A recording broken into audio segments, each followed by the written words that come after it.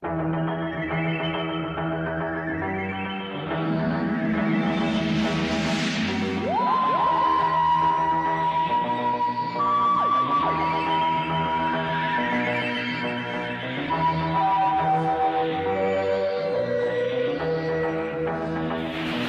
is He Who Moans, Doctor Who reviews. I only complain because I like Doctor Who, and I care.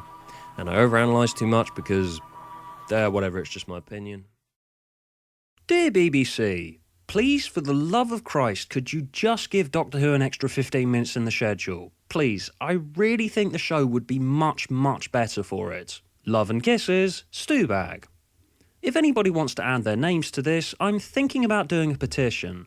Before I continue to hammer home this request and explain why it's particularly relevant with this episode, let me just start by saying I did quite like Under the Lake. I didn't love it, but it was a pretty decent way to spend 45 minutes. I'm not going to pretend it's the most particularly novel idea, of course. Like most of New Who of late, it markets itself primarily on being like some aspect of old Who in some way. It's incredibly loyal to the base Under Siege formula, but given just how much of a sucker I am for the Troughton era, I'm pretty much the prime target for this sort of thing. Toby Whithouse just seems to know how to get me on his side without exactly having to do a whole lot of the new shit that I've been one of the people profusely complaining about the show sorely lacking in of late. I'm going to have to play hypocrite here though, because I was already biased in Whithouse's favour going in. While I wouldn't exactly call his past work the most ambitious stuff in the world, he is most assuredly a pulp sci-fi horror writer and he does know it. But I actually think that might be a point in his favour. It means that he never overreaches himself and is only ever rarely pretentious. And while I am firmly 100% with the people that say we should be looking beyond the current writing staff for our future showrunner, yeah, Doctor Who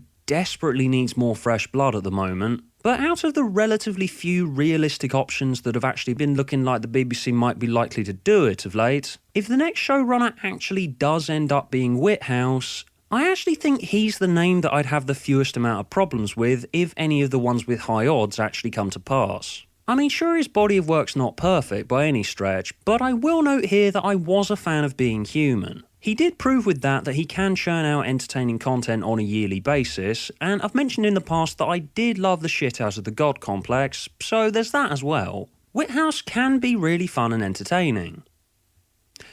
Usually.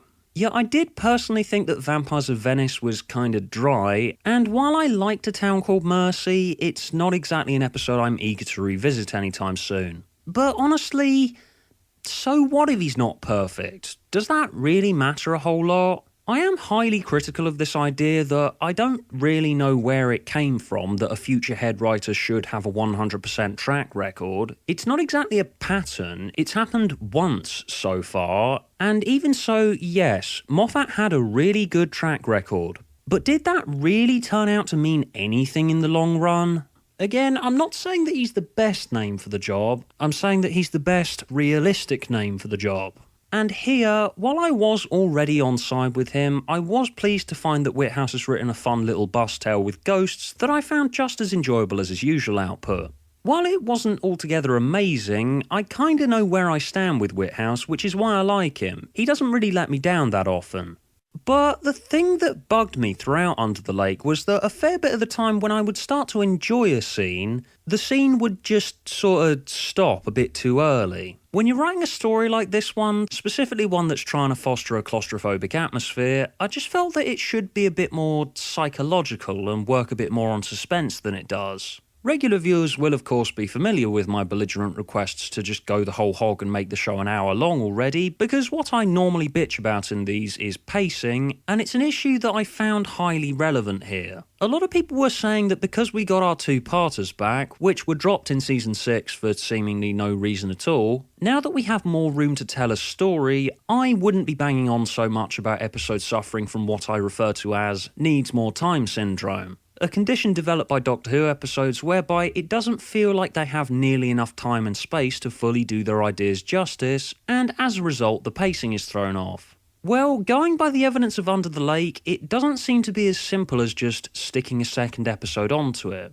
Needs more time syndrome is something that can happen to individual scenes, not just to a story as a whole, and this episode provides a couple of good case studies in it. For example, the initial post-opening title scene, I really like these sequences of the Doctor and Clara exploring an abandoned location. Clara was being a bit too jokey in this scene, but you know, it's a great bus formula type opening. But I would have personally stuck on a few more minutes of them wandering around the deserted base with elusive shadowy figures lurking just out of shot. It's a great hook, but I would have totally loved it instead of just liking it if we'd been given a bit more in the way of atmosphere, because about 2 minutes into the scene, all of a sudden these guys show up and go, "Woo, we are the ghosts."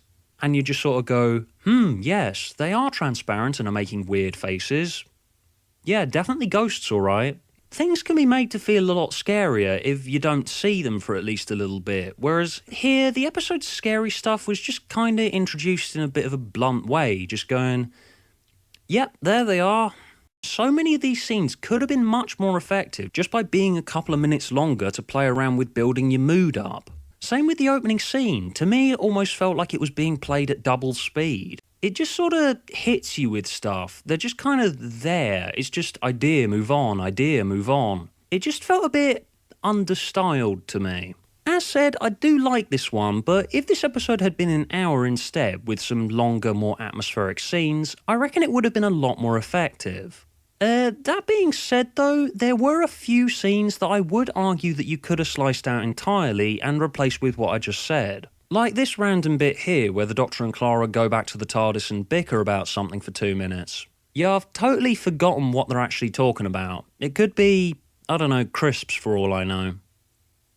For the sake of argument, I'm going to say that they're arguing about crisps. Oh yeah, also, while I'm at Clara, has something happened to her head or something? Because she's been remarkably chipper lately. Even when the Doctor indirectly mentions the fact that she's single now because her boyfriend was turned into a monster and died. Actually, throughout most of this episode as well, she's really upbeat for someone in a bit of a scary situation. Nothing really seems to affect her.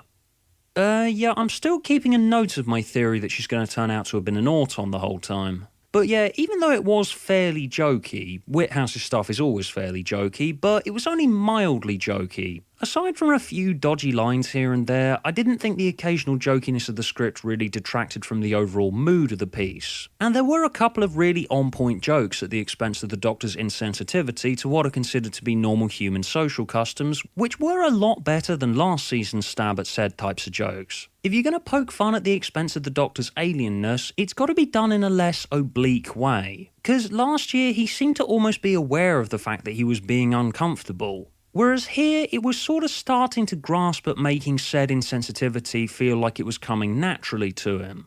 However, nope, even in context, the "I want to kiss it to death" line just made me go, Doctor, you're being creepy. Stop it. I did quite like our supporting cast, which makes a nice change, though I would be lying if I didn't admit that they are all kind of stock and working from obvious horror and sci-fi movie tropes. Hello, my name is a man, and my character trait is that I am not a fighter, more of a bleeder. So naturally, I will be one of the few characters left alive by the end of the story. But you know, I was at least invested in the backstory regarding Cass, Pritchard, Thingy, What's It, and someone else. They did at the very least feel like real people to me and not cardboard cutouts, so you know, that's something. Regardless of the aforementioned issues I had, put down your essays comment section, this is going to come out sounding positive again. In spite of some dodgy scripting, I did enjoy the way in which the story played out, with the Doctor and companion working with the team to figure out what's going on with the ghosts, while the ghosts learn how to use the environment against them, screwing around with the artificial day and night settings. It's actually quite inventive for something that's working almost entirely from stock assets, which has always been Whithouse's strength. See, this is what separates Whithouse's reliance on pre-existing elements from Gatiss's. While they both do pretty similar things in that they primarily work by sewing together old-fashioned ideas, Whithouse, at the very least, does use his own thread. This feels very much like a 60s Base Under Siege tale reconfigured so it feels like contemporary sci-fi. Whithouse knows how to spin your traditional things like vampires, werewolves and ghosts into something that feels fresh and modern. I also liked how it turns out the ghosts are silently chanting the next bit of the puzzle because of insert sci-fi babble here, plus bait for next time.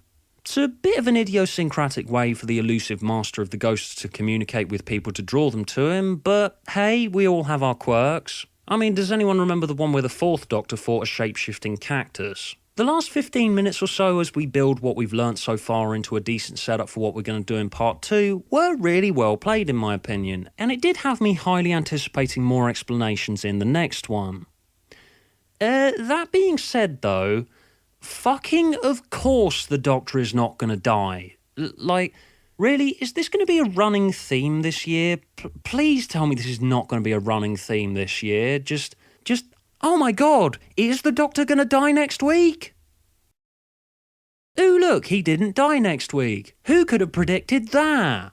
That said, as far as part 1s go, this one does a decent job of dealing out just enough meat to pique my interests and leave me actually wanting to see more as a result. As opposed to Magician's Apprentice, which basically just held out a sweet and went, "Come on, Stuart, here's a chocolate. Follow me to part 2.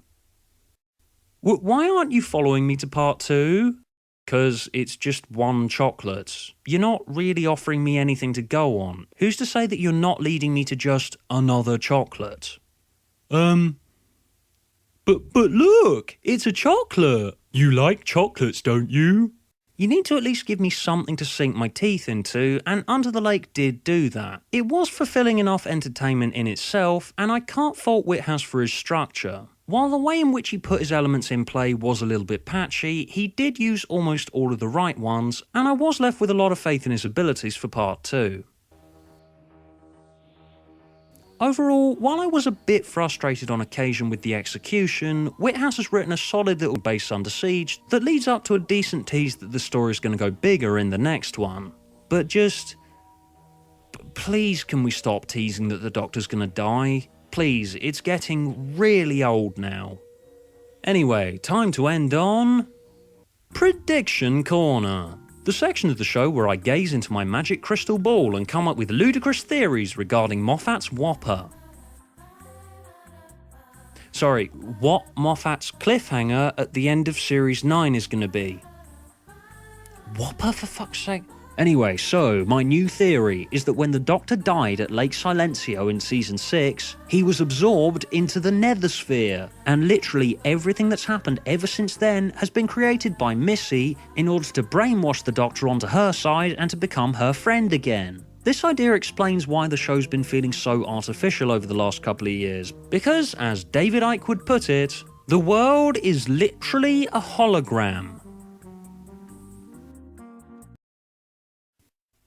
Actually, the more I think about it, the more plausible that is.